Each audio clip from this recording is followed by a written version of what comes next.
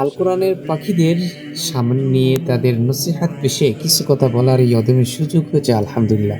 যখন তাদের মাঝে কিছু কথা পেশ করি, তখন আমার ছাত্র জীবনের সেই শৈশবের কথা মনে পড়ে যায়। তাদেরকে বলি, একসময় আমিও মাদ্রাসায় তোমাদের মতো ছাত্র হয়ে ওস্তাদের আলোচনা শুনতাম, আলোচকদের আলোচনা শুনতাম তোমাদের মতো। আর সেই স্মৃতিগুলো খুব অনুভব করছি।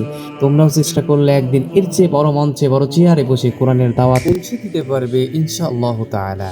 আরও তাদেরকে নসিহত পেশ করি যে কোরআন এত বড় একটা দামি কিতাব যেটা তোমাদের উপর দিয়েছে, আর যারা হাফেজে কোরআন হবে তাদের সম্মান কতটুকু।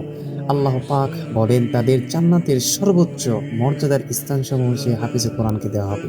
একটি করে আয়াত পড়বে, একটি করে স্তরসমূহ তারা পার করবে। এইভাবে যত আয়াত পড়বে তার গন্তব্য হবে শেষ আয়াতে। কি আয়াত?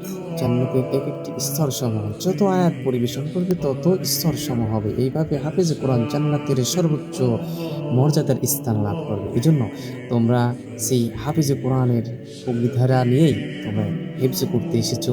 সেইভাবে উস্তাদদের সম্মান রেখে পড়াশোনা করো। তোমাদের জন্য দোয়া রইল। এইভাবে তাদেরকে অনেক বিষয়ে নসিহত পেশ করি, তাদের জন্য দোয়া করি এবং এই প্রোগ্রাম যে উদ্দেশ্য নিয়ে ওমান প্রবাসী ভাই দিয়েছে, আমাদের ইনভাইট করেছিল, তাদের জন্য দোয়া করি আল্লাহ পাক উভয়দেরকেই কবুল করে নিন।